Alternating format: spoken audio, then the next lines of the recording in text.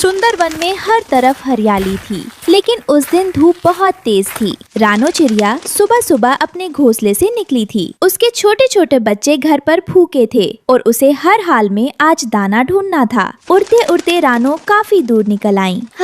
उफ, आज तो कहीं एक दाना भी नहीं दिख रहा। बच्चे घर पर राह देख रहे होंगे, मुझे थोड़ा और आगे देखना चाहिए। तभी हवा के झोंकों के साथ किसी के कराहने की कमजोर आवाज गूंजी। ओहो, कोई है, बचाओ, कोई मेरी मदद करो। ये कौन रो रहा है? इस घने जंगल में कोई मुसीबत में है क्या? कौन है वहाँ? सामने आओ, मैं तुम्हारी मदद के लिए तैयार हूँ। उसने इधर उधर ऊपर नीचे हर डाल पर देखा, लेकिन दूर दूर तक कोई पक्षी दिखाई नहीं दिया। तभी दोबारा वही दर्द भरी आवाज आई। नीचे नीचे देखो छोटी चिड़िया, मैं यहाँ हूँ। रानो ने नीचे जमीन की तरफ देखा। वहाँ एक बहुत ही पुराना बूढ़ा पेड़ था। उसकी पत्तियां पीली पड़ चुकी थीं, टहनियां सूखकर झुक गई थीं। वह पेड़ भूख और प्यास से बेहाल होकर ढहने की कगार पर था। अरे क्या आप बोल सकते हैं बाबा? मुझे लगा कोई पक्षी दर्द में है। हाँ बेटी, मैं बोल सकता हूँ। सदियों से मैं इसी जंगल में खड़ा हूँ, लेकिन अब मेरा अंत समय आ गया है। इस बार की भीषण गर्मी और सूखे ने मुझे खोखला कर दिया है। मेरी जड़ों में पानी नहीं है और कीड़ों ने मेरी छाल को कुतर डाला है।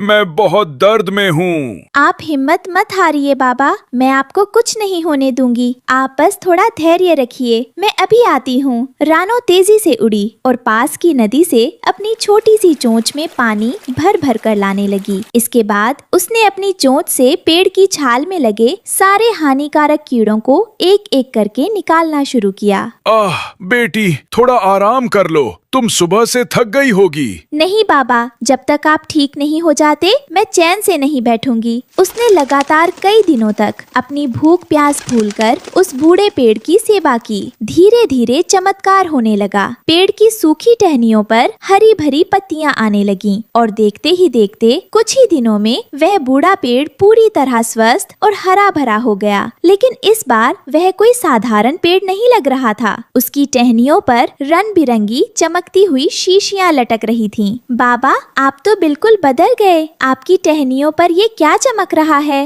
रानो बेटी, मैं कोई मामूली पेड़ नहीं हूँ। मैं इस ब्रह्मांड का एकमात्र जादुई नेल पॉलिश का पेड़ हूँ। तुमने मेरी जान बचाई है। अगर तुम्हारी जगह कोई और होता तो सिर्फ अपने दाने की चिंता करता, लेकिन तुमने निस्वार्थ भाव से एक बूढ़े पेड़ की सेवा की। मैं तुम्हारी इस भलाई से बेहद खुश हूँ। पेड़ ने अपनी एक जादुई टहनी को धीरे से हिलाया। तुरंत हवा में एक खूबसूरत रंग बिरंगी नेल पॉलिश की शीशी तैरती हुई रानो के सामने आ गई। ये लो बेटी, ये मेरी सबसे शक्तिशाली जादुई नेल पॉलिश है। इसे तुम जब भी अपनी चोंच या पंजों पर लगाओगी, तुम जो भी चाहोगी वो सच हो जाएगा। तुम इससे किसी की भी मदद कर सकती हो। धन्यवाद बाबा, ये तो बहुत अद्भुत है। रुको बेटी, उपहार अभी खत्म नहीं हुआ है। उसने अपनी दूसरी टहनी हवा में लहराई। देखते ही देखते पेड़ के ठीक बगल में एक बेहद खूबसूरत छोटा और चमकता हुआ नेल पॉलिश की शीशी के आकार का घर बन गया। अब से तुम्हें धूप और बरसात में भटकने की जरूरत नहीं है।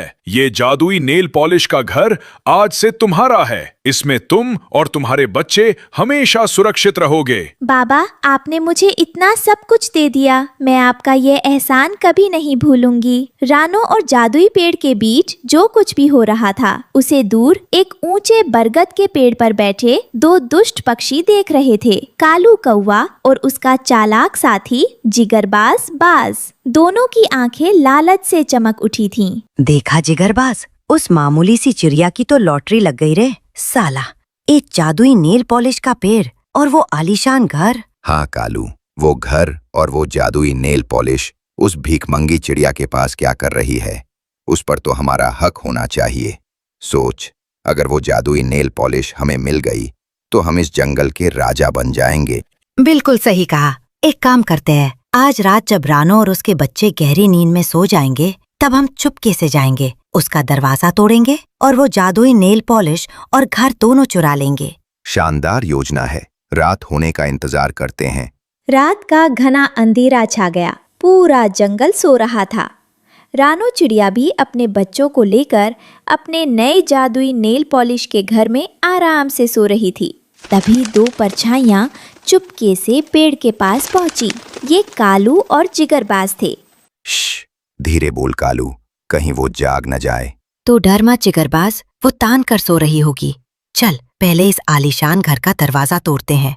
कालू ने आगे बढ़कर अपने मजबूत पंजों से जादुई घर के दरवाजे पर वार करने लगा। खट खट धड़ाम। वे दोनों दरवाजे को तोड़ने के लिए पूरी ताकत लगा रहे थे, लेकिन वे ये भूल गए थे कि वो पेड़ साधारण नहीं, जादुई था और वो सब देख रहा था। अचानक जादुई पेड़ की आंखें गुस्से से लाल हो गईं। उसकी टहनियां जोर जोर से हिलने लगीं, मानो जंगल में कोई भयंकर तूफान आ गया हो। कालू, जिगरबाज, तुम्हारी इतनी हिम्मत कि तुम मेरी बेटी के घर पर हमला करो और चोरी करने की कोशिश करो। कालू और जिगरबाज डर के मारे कांप उठे। अरे बाप रे, ये पेड़ तो जाग गया। भागो जिगरबाज।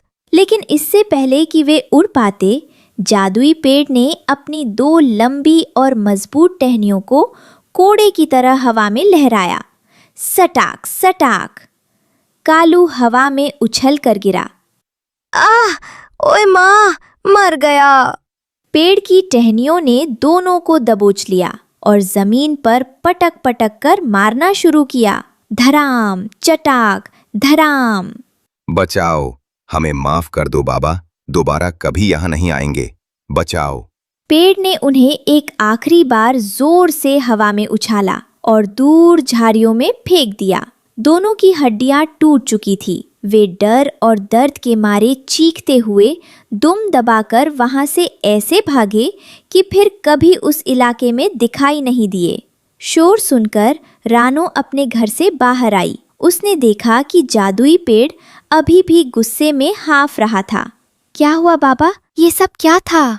कुछ नहीं बेटी, कुछ चोर आए थे तुम्हारी खुशियां चुराने, लेकिन जब तक मैं यहाँ हूँ कोई तुम्हारा बाल भी बांका नहीं कर सकता। तुम आराम से सो जाओ। इस घटना के बाद रानो चिड़िया को समझ आ गया कि उसे जो शक्ति मिली है उसका सही इस्तेमाल कैसे करना है। वो घमंडी नहीं हुई, बल्कि उसने उस जादुई नेल पॉलिश का इस्तेमाल दूसरों की भलाई के लिए करना शुरू कर दिया। जब भी जंगल में कोई पक्षी बीमार होता या किसी का घोंसला तूफान में टूट जाता, रानो वहां पहुंच जाती। वो अपनी चोंच पर जादुई नेल पॉलिश लगाती और कहती, हे जादुई पॉलिश, इस गरीब पक्षी का घोंसला पहले जैसा सुंदर बना दो। और पलक झपकते ही नया घर तैयार हो जाता।